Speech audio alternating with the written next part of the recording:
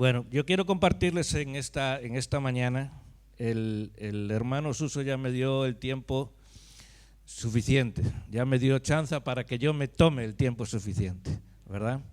Así que nos vamos a las 5, me dijo. Bueno, voy a procurar ser lo más breve posible y que Dios lleve esta palabra a su corazón. Yo creo que es bastante importante en estos tiempos, como bien nos señalaba nuestro hermano Suso. Vivimos en tiempos hoy en día muy difíciles, y difíciles para la iglesia. Yo no sé si ustedes aquí lo han notado. En Estados Unidos hay estados ya en que sí ya están trayendo prohibiciones a los pastores a no decir ciertas palabras. Eso no va a menguar, eso va a crecer. Hay una corriente del mundo en contra del creyente y poco a poco nos va a ir impidiendo. Lo hará muy sutil, pero a la larga serán provocaciones y provocaciones y provocaciones, porque eso es lo que el diablo quiere para nuestras vidas. Y tristemente, quien más está siendo afectada es la misma iglesia.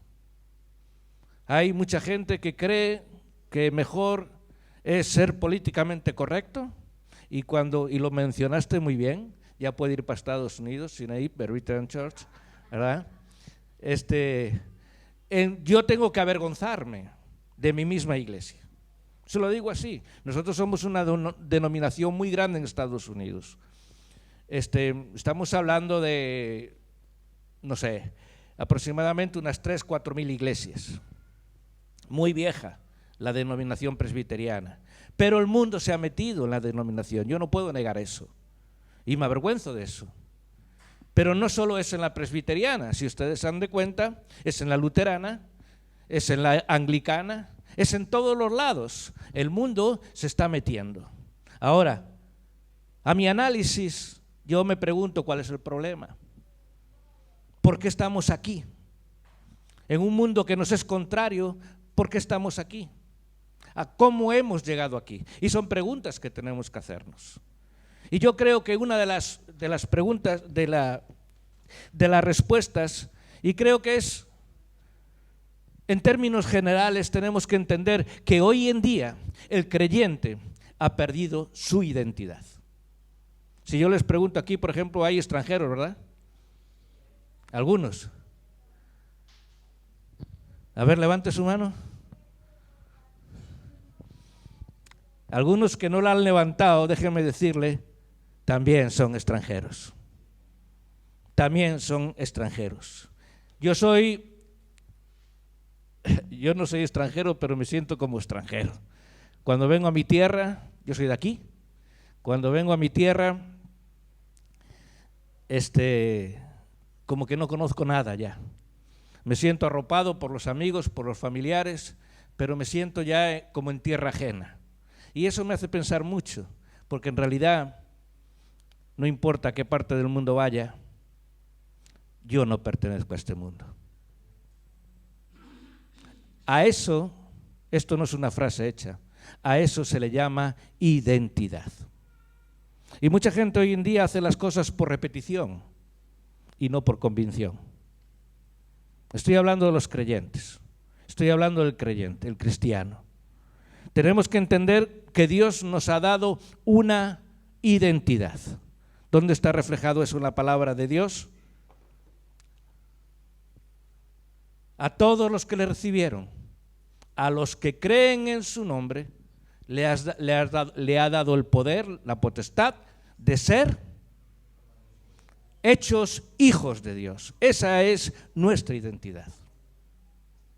Nuestra identidad. En Corintios nos dice que todos aquellos que le reciben son nacidos de nuevo. Hay una nueva identidad. Nosotros pertenecíamos al mundo, pero ya no somos del mundo. Y ese es el texto al cual quiero ir en esta mañana. Vamos a leer la palabra del Señor. Primera de Juan, capítulo 2, versículo 15 al 17. Dice así: no améis al mundo ni las cosas que están en el mundo. Si alguno ama al mundo, el amor del Padre no está en él.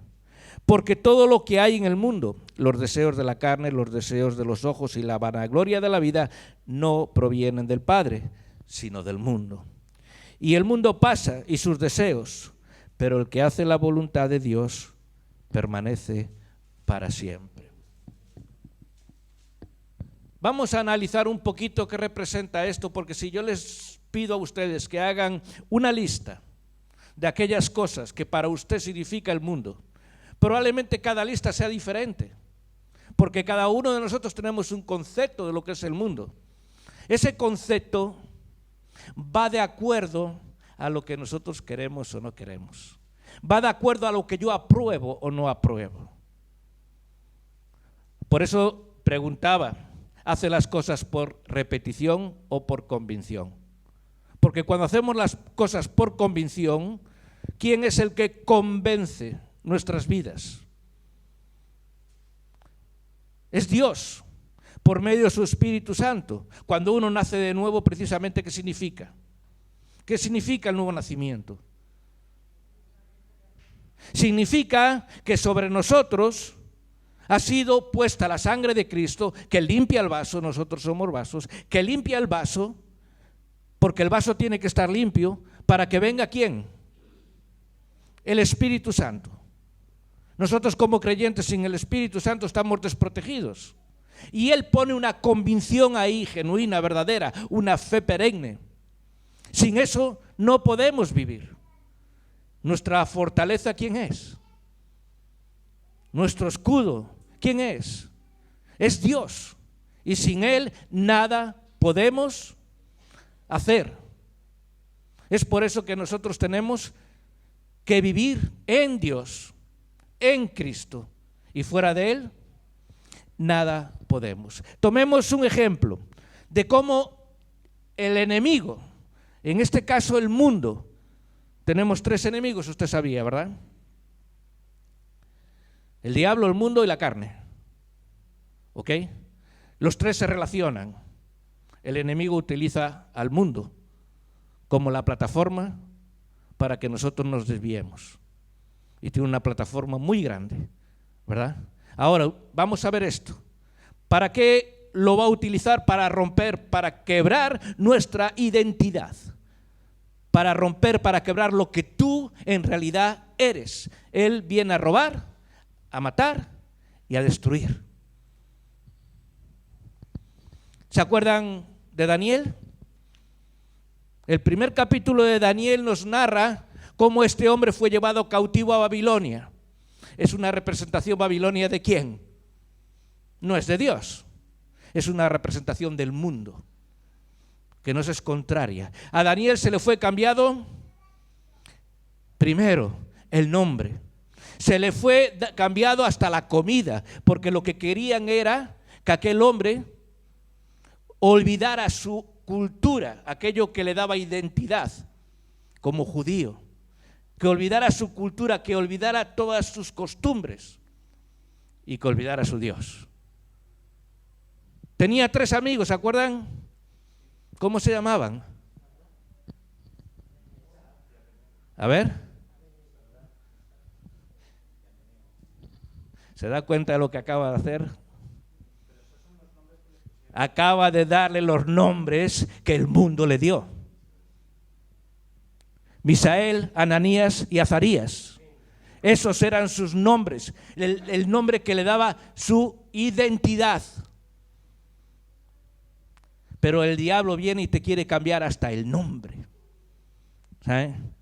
Y yo pregunto, a veces las preguntas siempre van orientadas a producir una respuesta en nosotros, ¿verdad? Y yo pregunto, si usted tuviera que hacer esa lista, ¿qué cosas pondría ahí de las cuales para usted es el mundo? ¿Se identificaría con alguna de ellas? Porque no nos gusta que nos digan, es que yo soy del mundo. Porque la sentencia es muy firme. En la palabra de Dios la sentencia es firme. Y todos tenemos algo del mundo nosotros. Pero la sentencia dice, el que se hace amigo del mundo se constituye enemigo de Dios. Por eso en la palabra de Dios este es un tema crucial. hasta el punto de que cuando aquellos 3 hombres se les quiso quebrar ya lo último que se le tiene que quebrar a una persona que va en relación a su Dios, cuando se le puso la estatua de Nabucodonosor y se le dijo, ahora tú tienes que inclinarte ante ella. Ese es el fin del diablo, ¿oyó? Ese es el fin de Satanás, que tú te inclines ante él. Déjenme llevarlos a otro lugar. Tentación de Jesús.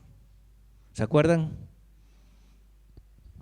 ¿Cuál fue la primera tentación? ¿Cuál fue la segunda tentación? Muchas veces enfatizamos en la tentación en sí. Escuche siempre con atención. Si de verdad eres hijo de Dios. Si de verdad eres hijo de Dios. Fue lo que le dijo el diablo Satanás a Jesús. ¿Por qué? Porque lo primero que quiso hacer es hacerle dudar de quién él era. Y el diablo viene a nuestras vidas tratando de que tú dudes quién tú eres. Quiere quebrar tu identidad. La palabra de Dios dice, ninguna condenación hay para los que están en Cristo Jesús. Esto es conforme a los que en su propósito han sido llamados. Pero yo veo hoy en día, tristemente, mucho creyente que vive en condenación. Que vive en condenación. No hay una conciencia tranquila. ¿Por qué? Primero, porque no tiene clara su identidad. Y cuando uno no tiene clara su identidad, lo que está haciendo es abriéndole la puerta al enemigo para que venga a culparlo, a acusarle.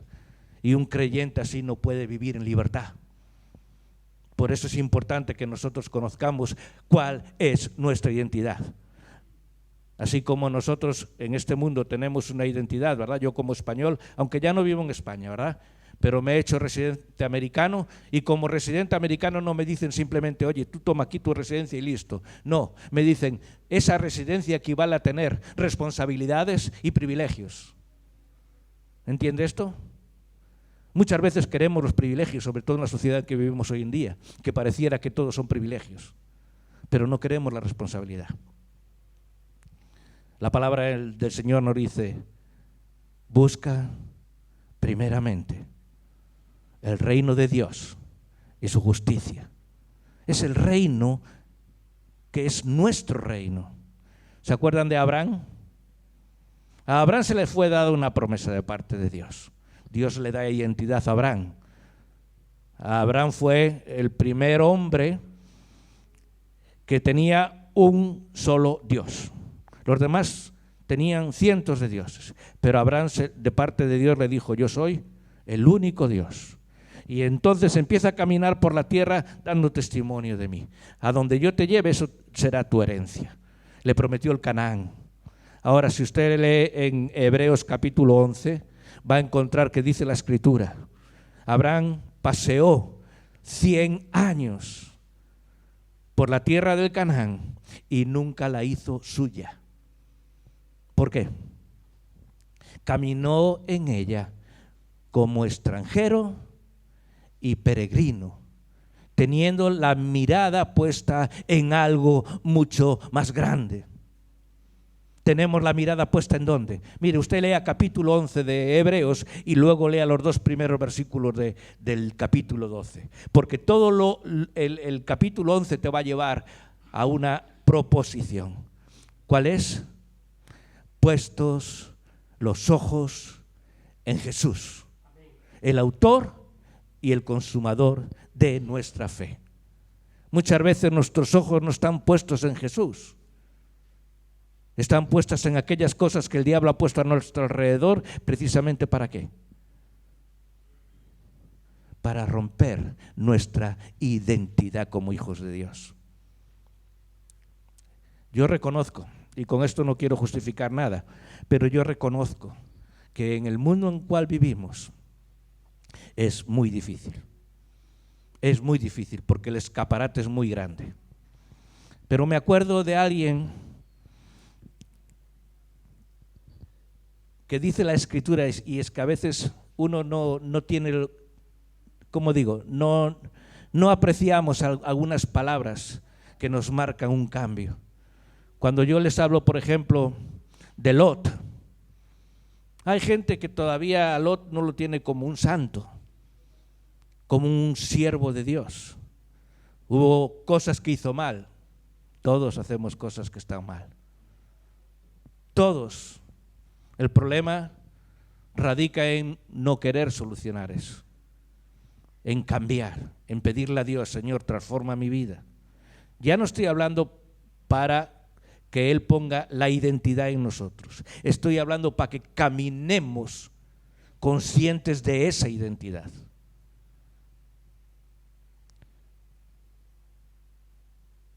Lot, dice Hebreos, que afligía su alma todos los días. ¿Por qué causa? ¿Por qué causa su alma se afligía?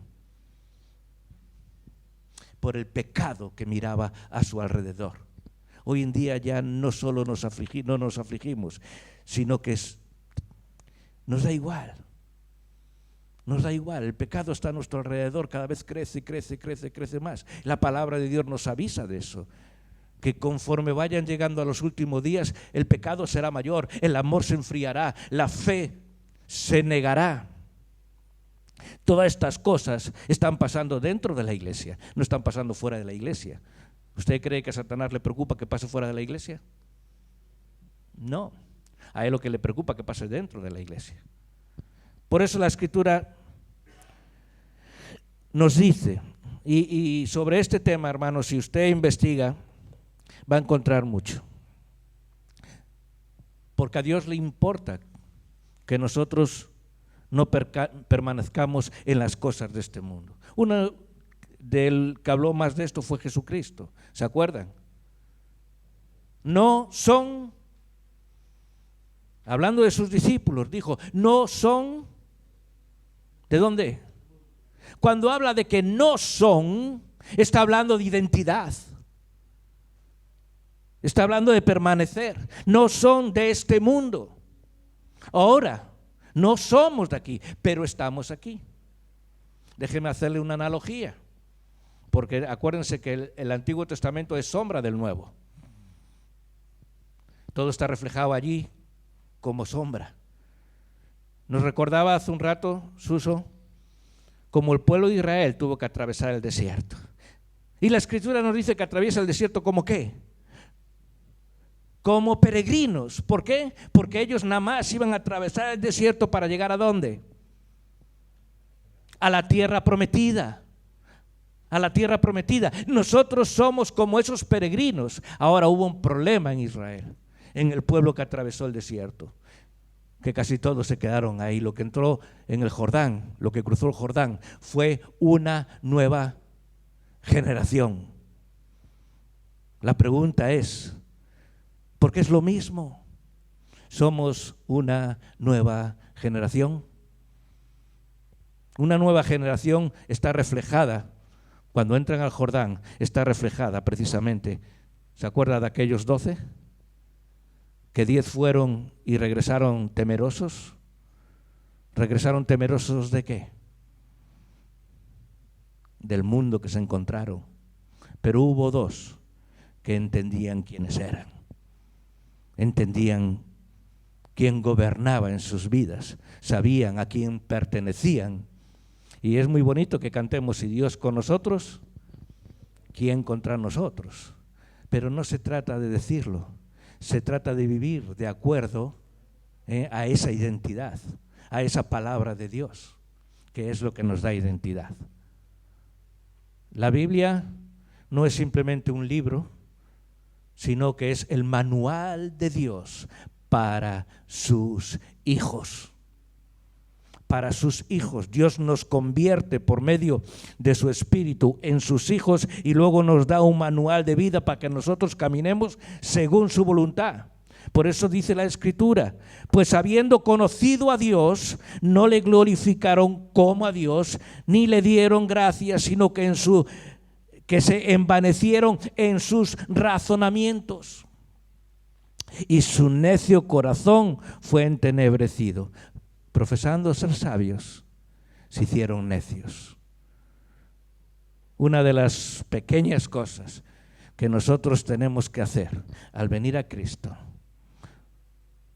y esto no nos gusta, es menguar. Juan el Bautista decía, es necesario que yo mengüe y que Él crezca. Nosotros tenemos que menguar. El que quiera ser mi discípulo, ¿qué tiene que hacer? Olvídese de su razonamiento. El diablo le encanta actuar en tu razonamiento, porque todos somos muy listos, todos somos muy sabios. Nadie nos tiene que decir cómo, ¿verdad? Pues sí hay alguien que tiene que decirte cómo, y es Dios, y es por medio de su palabra. ¿Se ha preguntado una vez por qué hay tantas denominaciones y tantas iglesias? ¿Se ha preguntado eso? Porque todos pensamos diferente. Y todos tenemos ciertos conceptos teológicos aquí, acá y allá. Y cada vez la iglesia se divide más. ¿Quién es el que causa división? Dios es un Dios de unión, no de división. Lo que sucede es que pasamos la palabra por el filtro, por nuestro filtro. Y al pasar la palabra por nuestro filtro, ¿qué sale? Sale aquello que yo creo. No es lo que Dios me está diciendo, es lo que yo saco de ahí. Y así se pervierte la Escritura. Y se ha pervertido por años. Enternecemos nuestro corazón cuando no nos sujetamos a la palabra de Dios.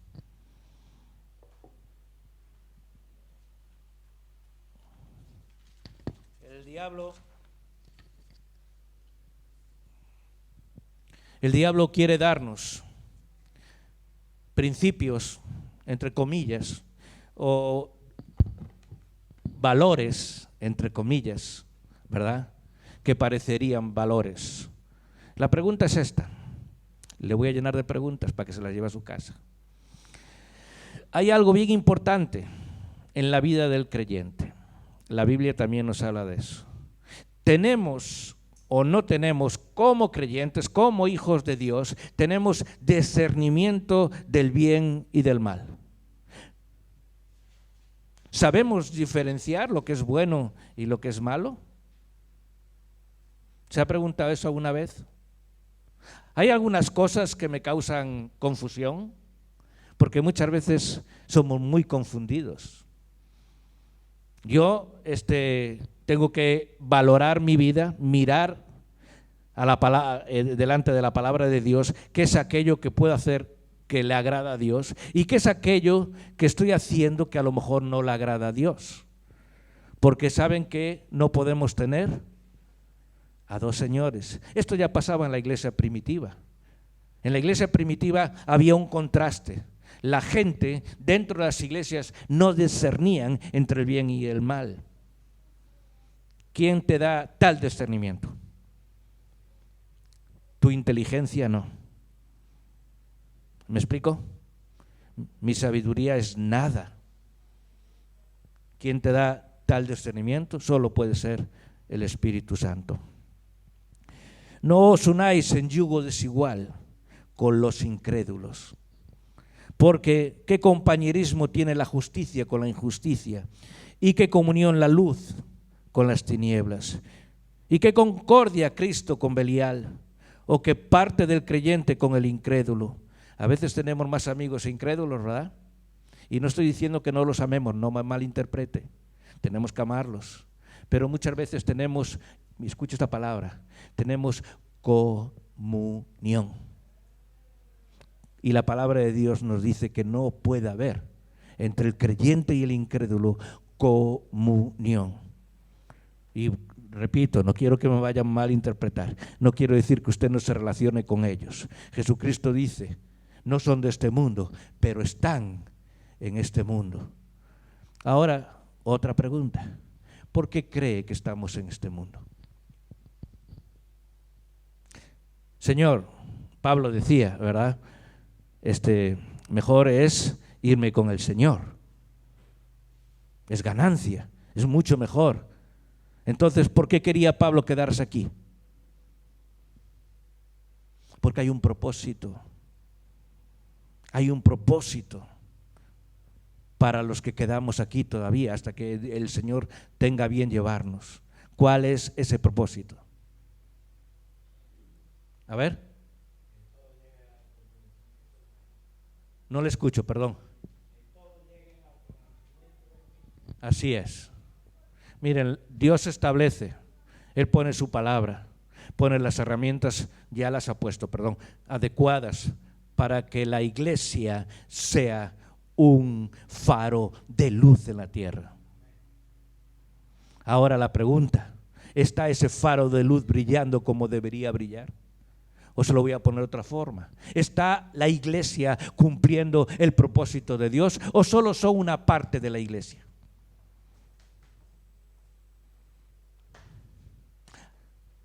¿Hay falta de identidad en la iglesia o no? Porque debería ser una iglesia donde todos los miembros estén trabajando para la gloria de Dios. Y muchas veces, le voy a poner algo así, no sé aquí. Yo sé que esto, por ejemplo, en mi iglesia pisa callos. Se lo repito muy a menudo.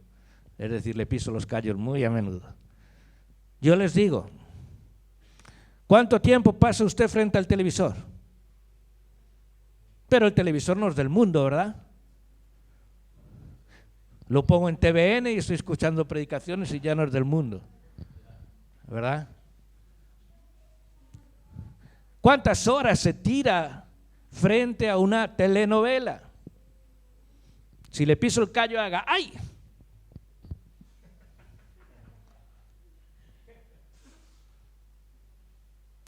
Estoy poniendo un ejemplo. A lo que me refiero es que hay muchas cosas que hacemos en el transcurso del día que son, diría Salomón, vanidad y aflicción de espíritu. Hay muchas cosas en el transcurso del día que es vano, que no glorifica a Dios. Por eso tenemos que entender que Dios nos puso aquí para que cumplamos un propósito. Y muchas veces nuestro tiempo es malgastado. Que tantas cosas podemos hacer por el reino, porque somos de ese reino, ¿verdad? Antiguamente había otros conceptos en cuanto a la vida misma. Todos los súbditos de un reino sabían que la mayor responsabilidad que tenían era pelear por ese reino. La mayoría eran guerreros. Nosotros somos guerreros. Somos guerreros. Pero se nos ha olvidado esa faceta en nosotros. Como hijos de Dios tenemos que guerrear. Efesios 6 nos muestra, ¿verdad?, que hay una armadura que tenemos que cargar. Es decir, Dios a través de su palabra nos muestra las herramientas que Él ha puesto en nuestra vida. ¿Para qué? Para cumplir un propósito. Y nos hablan los términos del guerrero. Nos ha dado la espada. Tenemos una arma con que vencer al enemigo. A veces no la utilizamos. Tenemos una armadura que nos cubre el pecho. Tenemos una responsabilidad que nos calza los pies. Tenemos un casco que nos protege. Cuando usted empieza a ver todas estas cosas, empieza a conocerlas, empieza a valorarlas y se da cuenta de lo que usted puede hacer en Cristo, porque solo es en Cristo. Me gusta para que podamos entender esto, porque a veces en el español no entendemos muy bien qué significa en Cristo. En el inglés la palabra en es in. ¿Sabe lo que significa in? Dentro. Es decir, cuando tú lees in Jesus Christ, es dentro de Cristo, rodeado de Cristo, en el Señor.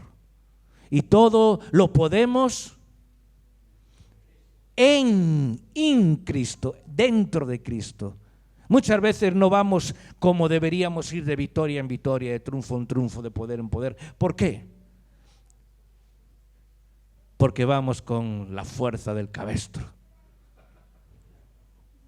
A veces hasta nos agachamos, ¿verdad? Para tropezar. Y a veces imponemos nuestro argumento, argumentos mundanos. A veces andamos bajo nuestro propio deseo. Nos engañamos incluso a nosotros mismos. Yo escucho, hermanos, y créame que escucho a la gente y veo cómo vive engañándose a sí misma, cuando nosotros tenemos la verdad. Deberíamos andar a la luz de la verdad. Pero muchas veces andar a la luz de la verdad no es tan sencillo, ¿verdad? Porque la verdad al primero que confronta, ¿quién es? A uno mismo. ¿Por qué? Y dele gracias a Dios que todavía lo confronta, porque eso sabe qué significa, que todavía es hijo de Dios. Cuando Dios lo está confrontando es porque Dios quiere que usted camine como un hijo de Dios. ¿Usted entiende cuál es su identidad? ¿Entiende que somos hijos de Dios y que no somos de este mundo? ¿Cuándo se perdió la identidad? Cuando el hombre perdió la identidad. El hombre perdió la identidad cuando escuchó al enemigo y cuando prestó oídos. ¿Oyó? ¿Se acuerda? Adán y Eva.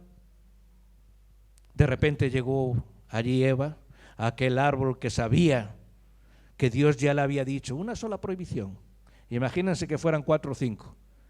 Se hubiera perdido. Una sola prohibición de parte de Dios. De este árbol no comerás. Eso le debió llegar. ¿Saben por qué? Porque fue Dios quien se lo dijo. Simplemente, si Dios dice, uno tiene que hacer, aunque no lo entienda. Hay cosas que no entendemos. Dios nos las irá revelando conforme nosotros vayamos creciendo. Eso le pasó a los discípulos. Había muchos que escuchaban la palabra y ¿qué hacían? Y se iban, y Jesús les dijo, ¿ustedes también se quieren ir? ¿Verdad? Porque no entendían, pero no tuvieron la paciencia de esperar a que Dios le revelara el resto. Hay cosas que se nos revelan hoy y hay cosas que Dios no nos las revela porque todavía no estamos preparados, pero que lo hará. Cosas grandes y ocultas que hoy desconocemos. Esa es una de las maravillas de Dios, que Él sí sabe de que tenemos necesidad. Y Él nunca te va a dar una palabra que pueda servirte de tropiezo. Él te va a dar la palabra que tú necesitas en el momento. Él constituye. Y aquí voy al propósito, hermanos. Al propósito, porque a veces yo sí me canso, se lo digo sinceramente, me canso de ver cómo rehuimos la responsabilidad. Rehuimos la responsabilidad. Como hijos de Dios, tenemos una prioritaria responsabilidad. Hay otras, pero una prioritaria responsabilidad. Todos conocemos cuál es, ¿verdad? Porque tenemos una comisión, ¿verdad? ¿Para quién es la comisión? Para todo creyente. Id. ¿Sabía que id es un imperativo? No es si quieres o no quieres. Id y predicad el evangelio a toda criatura. Esa es la comisión general en la iglesia. Pero hay otras responsabilidades como creyentes. Como hijos de Dios hay otras responsabilidades. Déjeme decirle una, porque difícilmente va a cumplir el resto si no cumple esta. La búsqueda de la verdad.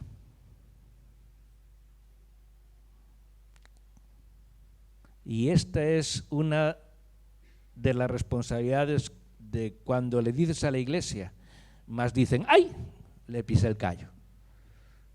La lectura de la palabra, el estudio de la palabra. La telenovela a veces dura 1:30 y agradable, no le ponemos peros, no la criticamos, pero a la palabra de Dios, el sentarse delante de la Biblia y leer. Nosotros tenemos una buena costumbre en la iglesia. Cada domingo por la mañana nosotros entramos a las 9:45 a la iglesia, tenemos la escuela dominical y luego el culto.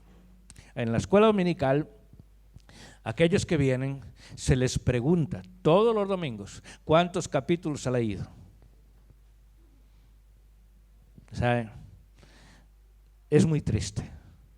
Yo el otro día, bueno, yo lo hago a menudo, pero el otro día sí me puse un poco serio. Porque es muy triste cuando tú le escuchas a un creyente decir 5 capítulos. Estamos hablando de una semana, ¿saben? Entonces yo les hice ver una cosa. ¿Cuántos capítulos puede usted leer en una hora? Dígame. ¿Cuántos capítulos puede leer una persona en una hora? Vamos a ponerle 10. Yo creo que una hora, si son los salmos ya va más. Los 23, ¿no? Vamos a ponerle 10. Estoy dándole por lo bajo. Y le estamos poniendo, bueno, ahorita voy a eso, por lo bajo. Si usted le dedica 1 hora al día a Dios, está leyendo ¿cuántos capítulos a la semana? 70 capítulos. Vamos a dejar el domingo 60 capítulos. Cuando uno escucha 5 capítulos a la semana, piensa en esto. ¿Qué tanto le dedicó a Dios? Señor, tengo unos minutitos para ti. Eso es un pecado, hermanos. Eso es un pecado. Déjeme decírselo con todas las palabras. Eso es pecar en contra de Dios. Pues no que te amamos, no que nuestra vida es tuya, que te pertenece, haz de mí lo que tú quieras. Y no tenemos ni siquiera 5 minutos.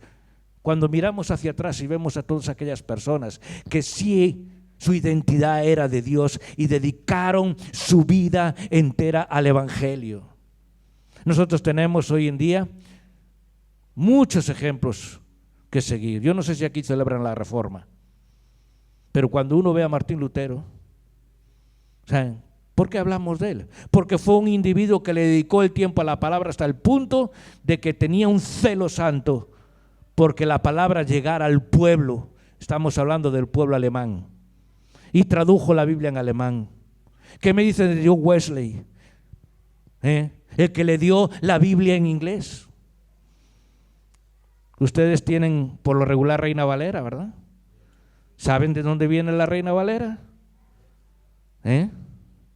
2 hombres que dedicaron su vida a la traducción. Bueno, primero Cipriano Valera y luego Cuasidoro de Reina. La primera se le conoce hoy en día como la Biblia del oso, pero luego la agarró Cipriano y la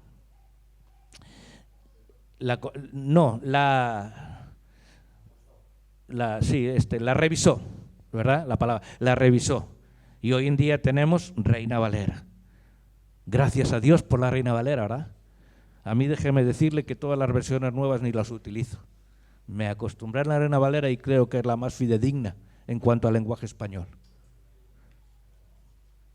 Pero ¿a dónde voy con esto?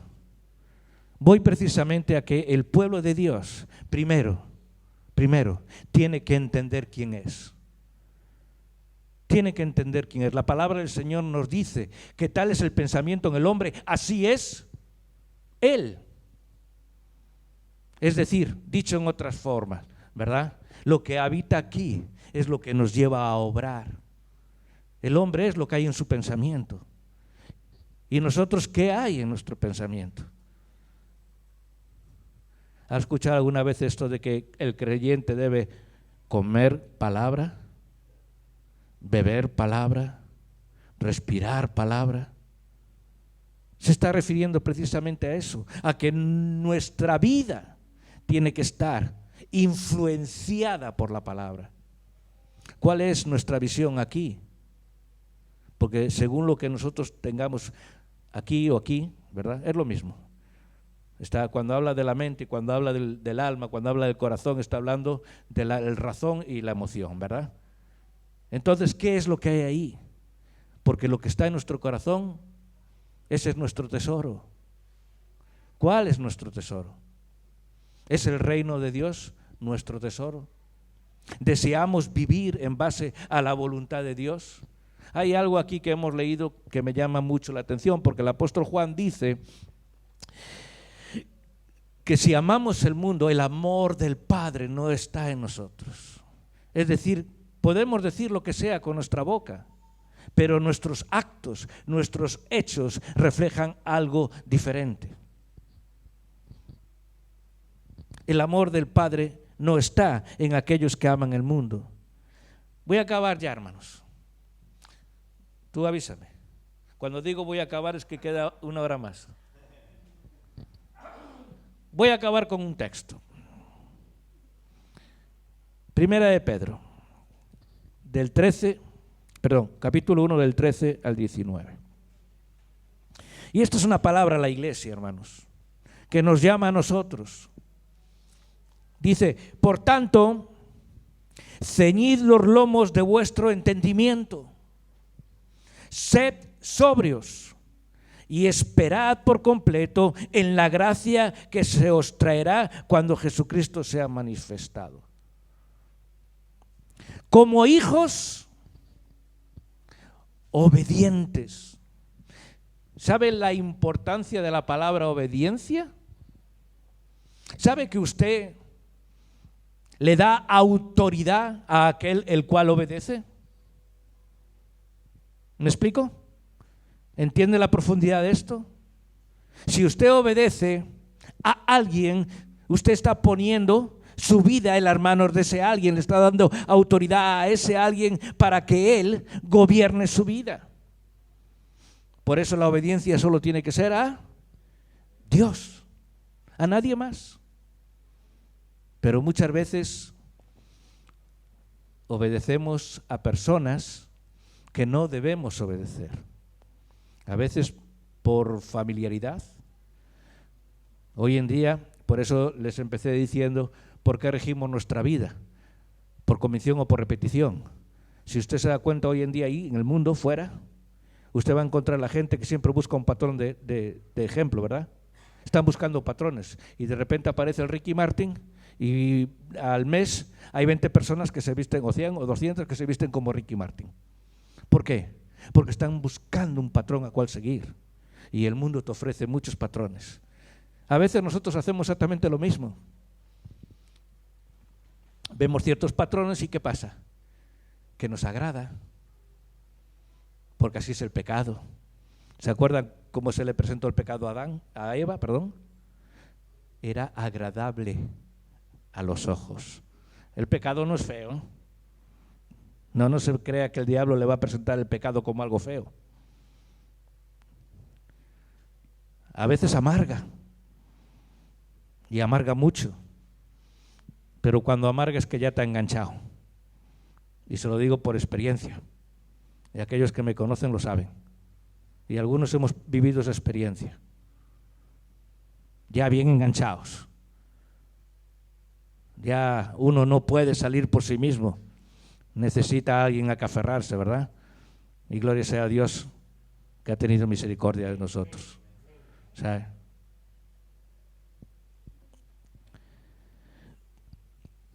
Como hijos obedientes, nosotros tenemos que tener obediencia solo a Dios. En el momento en que usted obedece a algo más o a alguien más, está haciendo de esa persona su autoridad. Por eso es que es muy importante obedecer solo al Señor. Pero obedientes ¿cómo? Como hijos.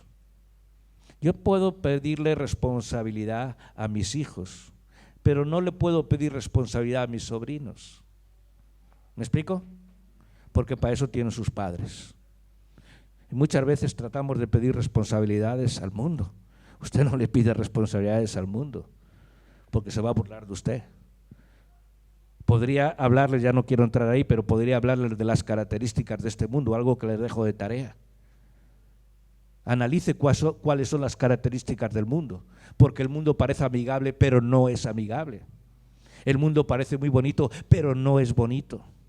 Tiene características que van en contra del cristiano. Por eso la palabra de Dios dice, cuando Dios dice que el que se hace amigo del mundo se constituye enemigo de Dios, no es por él, es por la naturaleza misma del mundo que va en contra del Hijo de Dios. No le va a favorecer jamás, jamás le va a favorecer. Aunque muchas veces se lo presente. Nosotros hemos vivido alguna experiencia, ¿verdad? Sabemos que lo que quiere es destrozar tu vida. Es destrozarte. Nunca, nunca obedezca al mundo, obedezca a Dios. Acuérdense el capítulo 18 de Deuteronomio. ¿Lo conoce? Debería conocerlo, porque ahí dicen palabras grandes. Bendición a la obediencia y maldición a la desobediencia. ¿Ok? Y la bendición a la obediencia, aunque viene pequeñito, pero muy profunda. Pero hay un buen trozo, una buena porción de la palabra de maldición a la desobediencia. Acuérdese de eso. No os conforméis a los deseos que antes teníais estando en vuestra ignorancia. No somos ya ignorantes, como hijos de Dios tenemos conocimiento y un conocimiento precioso. Un conocimiento que no pueden alcanzar cualquiera. Dice que el hombre natural no puede percibir las cosas que son del Espíritu. Por medio del Espíritu tenemos un conocimiento que el mundo no lo tiene. Así que no nos conformemos. Y ese es un problema en la iglesia, que se han conformado. ¿Sí o no? Nos hemos conformado. Ya creemos que no podemos aprender más. Ya creemos que ya no podemos saber más. El cofre ya dio todos los tesoros. ¿En serio cree eso? ¿Cree que el cofre ya dio todos los tesoros? Jesucristo dice que el reino de los cielos es como un baúl. Uno abre y hay cosas viejas y cosas nuevas.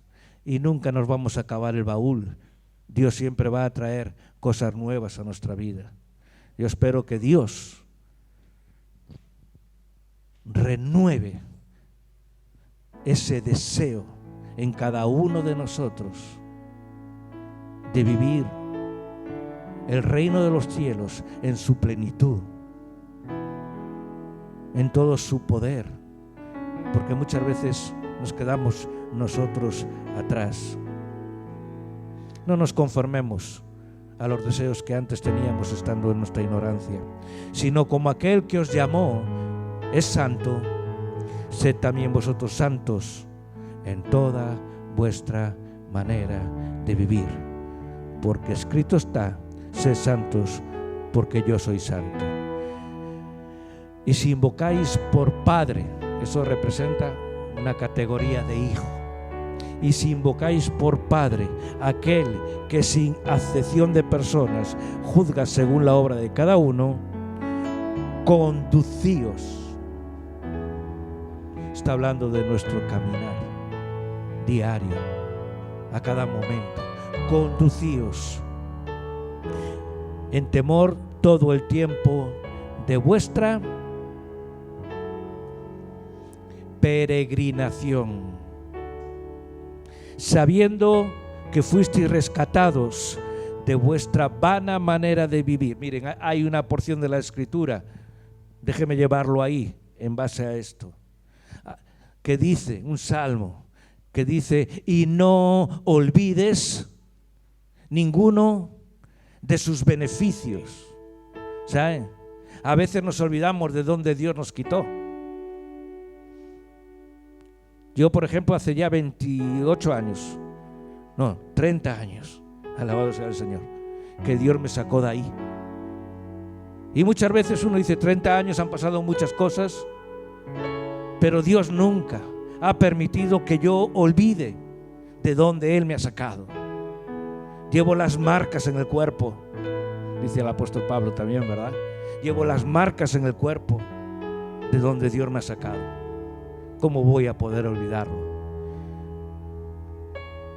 Nosotros todos fuimos rescatados de nuestra vana manera de vivir, la cual recibisteis de vuestros padres, no con cosas corruptibles como oro o plata, sino con la sangre preciosa de Cristo, como un cordero sin mancha y sin contaminación. Esto nos ayuda a ver, hermanos, que tanto lo que somos como lo que hacemos no es temporal, no tiene finalidad. Nosotros ya hemos nacido como hijos de Dios, nada más estamos aguardando a que este cuerpo mortal se vista de inmortalidad. Pero ya vivimos, o ya debemos estar viviendo en el reino. Y como hijos debemos vivir. No debemos vivir. Acuérdense del hijo pródigo. ¿Qué pasó? Le pidió la herencia al padre y se fue, ¿verdad? A lo mejor hay alguno que está en ese tramo ahora. Bueno, ahí tiene la respuesta. Vuélvase. Deje de comer algarrobas del mundo. El mundo lo que le va a ofrecer: algarrobas, vivir entre la pocilga y entre los marranos. Eso es lo que te va a ofrecer el mundo. Pero el Señor tiene para ti un nuevo vestido, un nuevo anillo, una familia. Ahí vas a tener tus hermanos. No ames el mundo ni las cosas del mundo. Busca en la palabra de Dios aquello que te dé identidad en el Señor. Hay mucha palabra de Dios para darte identidad. Fíjate en Abraham, fíjate en Daniel, fíjate, aun cuando la muerte está delante de nuestros ojos, no importa. Y yo sé que esto es fácil de decir, porque nosotros no pasamos por esas pruebas. Pero imagínate a estos 3 hombres junto al horno de fuego. Imagínate a Daniel junto a los leones, ¿verdad? Imagínate a Pablo pasando lo que pasó. Y hoy en día nosotros todavía nos quejamos, cuando Dios ha sido más que bueno para con nosotros. Vivimos en un país en que ni siquiera nos mojamos los pies. Pues a veces ya va siendo hora de que nos mojemos los pies, que empecemos a entrar en el río de Ezequiel. Y no te conformes con entrar hasta los tobillos, no te conformes con entrar hasta las rodillas. Entra en el río de la gracia, entra en el río de la gracia. Y cuanta más gracia, más gracia. Y Dios te va a colmar siempre. Una palabra que me gusta decir ayer, la repito bastante, pero ayer un hermano me dijo, le dije que estaba satisfecho. ¿Sabe lo que significa satisfecho? Que no necesito nada más. No necesito nada más. El Hijo de Dios tiene que vivir satisfecho. En cambio vivimos en una generación que parece insatisfecha. Cada día quiere y quiere y quiere más. Cuando Cristo tiene que ser todo en tu corazón, Él satisface tu alma. Él te llena. Si tenemos un vacío ahí, algo está sucediendo. Porque Jesucristo dijo que de nuestro interior correrán ríos de agua viva. Busca esa agua que está en ti. Si de verdad has nacido de nuevo, esa agua está ahí y quiere fluir. Déjala fluir. Déjala fluir. Vamos a orar.